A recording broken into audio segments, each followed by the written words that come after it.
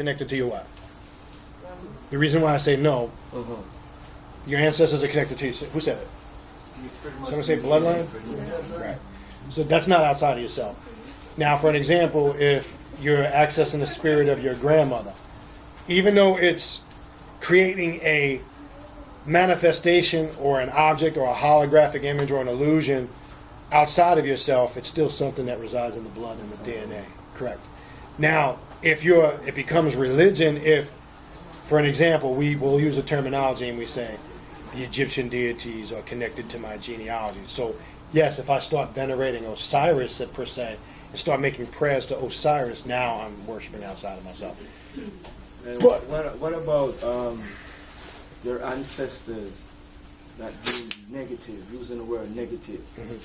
Is that like a reality that, so for instance, is a murderer? And yes. Is that trait inside of you to be a murderer? No, well, it's not that the trait is definitely inside of you, but it's definitely, you might have, and this happens to people. I'm glad you bring that up. I've actually worked in some spiritual work I've done. I had a brother who had a great uncle that was a murderer. And he would come to him, in dreams, and he would try to contact him spiritually. When you're dealing with something like that, that's definitely going to come. You definitely need to know how to balance and control that energy, because yes, if you become subconsciously weak, that spirit can take over you. But here's the flip side to it, though. I would tell you the beauty of it. You can access the power of that energy for protective purposes too, if you know what you're doing. So, like you can use that. Turn it, flip it to you can good, flip it to work for you. Yes, it all depends. So, yo, Cal, let me hit you back a little later. I'm doing a class. All right. All right, cool. I'll hit you up a little.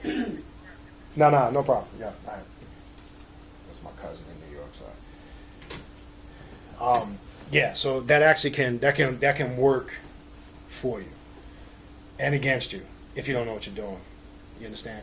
And speaking this, I want to bring something up that happened with you a few years back. We were talking earlier about ancestral spirits and how sometimes, if you're melanated, we think whatever our nationality or ethnicity is on the surface, that we think that's the only spirits that are connected to us. And I remember you had a Scottish spirit, the guy, this gentleman right here. He had and this energy, it would come up when we would do the spiritually goon gatherings. He would bring that spirit would always, I remember, would always come. She has a connection with that too. And I was bringing up a Jamaican dude that was in a class a while back. And he was, he had Irish ancestry in his DNA. That's true. My great grandmother. Right. So we got to get out of this illusion that it's a black and a white thing. See, that keeps us trapped to an extent. It's beyond that now. You understand? It's way beyond that, and we need to be conscious of that. Okay. Anybody else have any other questions? Yeah. Back to the food you were talking about. What you would call it now? I call it culture. It's very hard for you to get up one morning and say, I'm going to be a vegetarian. Yes.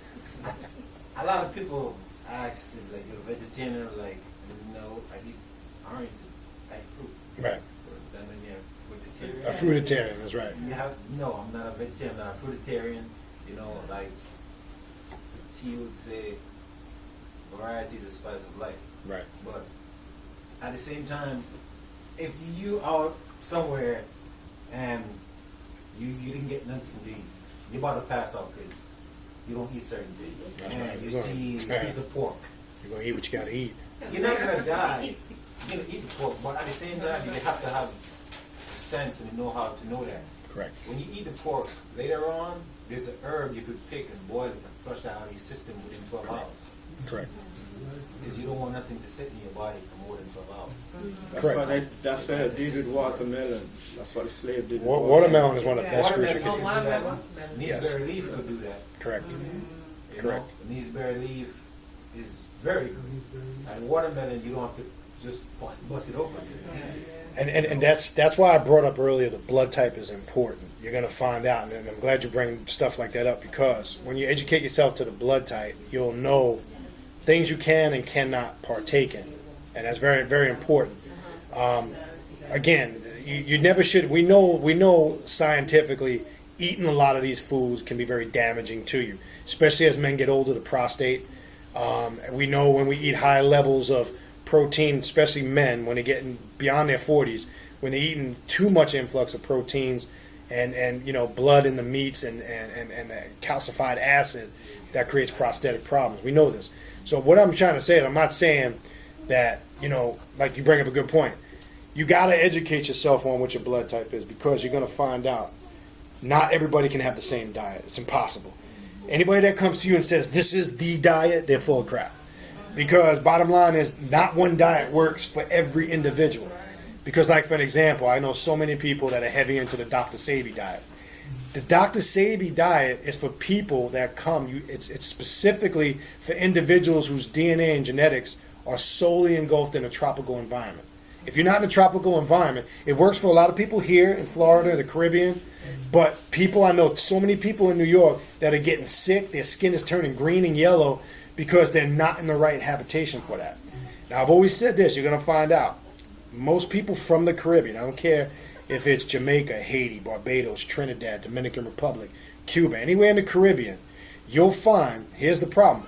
Most of these people, when they leave the Caribbean, they go to cold places like New York, London, Canada, and then they start getting diabetes, hypertension, high blood pressure, because anybody that's from the Caribbean should never get diabetes. Because the natural cane sugar and the brown sugar that you were exposed to there, then when you start eating flour, bleached sugar, and all this processed food, this is where all the illness the disconnect starts to come in. But the people that are in the West Indies, they have diabetes and high blood pressure. Well, now, because, yes. Crazy. Now. They leave their natural resources, and they still prefer to go and find a way to a supermarket to buy chicken. Yeah. Well, you're right, they do. Yeah, that's off the road. Correct. Is live and direct, And the chicken come from foreign. Exactly. That's correct. 3 What weeks we ago. don't want. That's correct. 2 days ago. 3 weeks. You know, Here's- By the time it here- ship off, I remember, right? it's crazy. Growing up in the islands. I came from a small village of 200 and something people. But we raised our meat and so on. And we raised it up on the vegetation. What I found out is, like, after I left home, I didn't want to eat the meat again because the meat tastes different. It does. Taste different. Because of what they feed in the meat on. Correct. And that's one of the things. What I notice now too is happening because of the development of tourism. Everybody wants to go to tourism. They are catering for the tourists. The tourists like to eat canned food. We get into the habit of eating canned food, Correct. and that's not food that is connected to us. Correct. So that's why a lot of people are getting things like diabetes and high blood pressure. And factor this in, and I can remember this, my first wife, who was from St. Croix, my wife now is from Jamaica, my first wife that passed away, in '92, I spent 6 months there. And I was blown away by how all the Syrian Arabs own all the grocery stores. See, that's Chinese. this is the thing, and I wouldn't say the Caribbean, but you see in the tropical region of the equator on this planet, there's two problems. The first problem is a lot of people leave from that area around the planet, tropical area, Right. go north. Correct.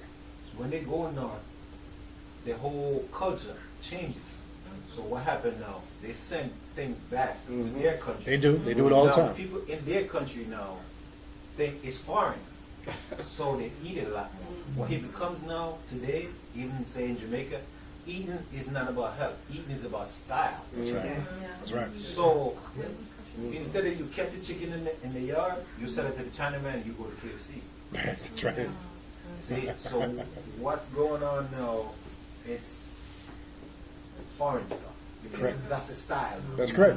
But And it's it's everywhere. an illusion because when they went over there, they think, oh, we're getting about a white flour for 99 cents, or I'm buying 15 bags and send And send them back. They do it all the time. 15 bags we share for, like in a little village like him, 15 bags of flour. Last year forever. Oh, really? That's right. You know, so, but at the same time, they're not realizing that the next generation is going to be more sickly. Correct. And I remember water. We catch our water in drums, I used to drink the water is nice. Mm-hmm. As soon as we start drinking the pipe water, that's... But think about this for a minute, and to show you the dependency. This is how easy it is to get somebody to become dependent. My whole entire life, growing up in New York, we all drank tap water. Yeah. There was no bottled water. We drank straight out of the faucet, right? So keep that in mind. Now think about this whole thing when beepers and cell phones and all this technology. There was no, when we were growing up as kids, you had a house phone. It was a rotary phone. That was your high-tech form of communication. I'm bringing this up to show you how easy it is to get one's subconscious mind in a system of dependency. Like I said, we'd come in, summertime, we'd get a glass right out of the cabinet, we drink tap water. There was no bottled water, we had no filters. Now somebody over the last 25 or so years has stamped in our mind that we have to drink bottled water. That's, man, you got the water, tap water is no good. Now we know, now here's the thing. The reason why, because we saw what happened in Detroit. But what gets even deeper is they put so much fluoride in the water now, and what it tends to do to the male, it makes them more feminine. Go do research on fluoride. It starts to reverse the genetics. Okay? It's no good for you to take high levels of fluoride. And they also obviously have it in toothpaste, and we all brush with toothpaste. That gets into a whole other science. Same thing with cell phones. You got people now that act like they can't leave the house without a cell phone, like their world's ended, collapsed. If they forget the cell phone, they're like, oh my God, how am I going to function? I'm saying, I'm using that I metaphor. bought my first cell phone in America here last year when I finished work. Because you knew I don't have cell Yeah, phone. you never did. I know. I just had my phone straight to England and that's it. That was it. Cell phone. Bought my first one last year. And I took it to work for the teachers to program it for me. Because I don't, you say, listen, why do you got a phone? I don't need a cell phone. But Right. And I bring that up to show you how easy it is. The same way through religions and systems of thinking and information, how easy it is to enforce it upon you. Now the question is, like, she coexisted with it for all that time until as recent as last year. So we have to do the same thing when we're creating our own spiritual path. We have to go now, and when I say reprogram the subconscious, we got to go and analyze everything we do and break it down. Is this something we really need, or is it something we want? Because people confuse a want and a need as the same thing, and they're not the same thing. But we also have to show people that, you know, we pay for our phone bills. I'm not obligated to answer your call. That's right. And just because you call, and what? That's right. When I feel to answer, I will answer. When I want to take a call, I will take a call. If I want to buy something, I don't need you to come and say it. If it's something I need, I know where to go buy it. Exactly. But not everybody gets that People message. just need to chill back. And you need to teach our people them. They don't need to have it inside of their crutches and in their bra and all. That's not fashion. That's killing them. Because of the radiation. That's right. The radiation is coming into their body. It has an effect. It does. And you're right, and that's become a fad, and that's become, now don't get me wrong, there's upsides to it, you know, the access to it has, but we know when we look at the bigger picture of it, the things that we're talking about right now. Now look, here's the other thing. What it's also done is destroy the creativity of our children. I'm going to tell you why. A lot of this technology has its upside and has its bad side. Now we got kids that are becoming sick, overweight, developing disease and all these sicknesses because they're not active no more. They want to sit in front of a computer all day. They want to text. They want to be on social media, and they're not outside. I mean, when we were kids, there was such a thing as go outside and play. Right? That's what I was told. And if I didn't, my father would find some stuff for me to do around the house. Oh, you don't want to go outside and play? I'd be in the garage, redoing the whole garage. I'd be cutting grass, doing the backyard. My father would find stuff for you to do.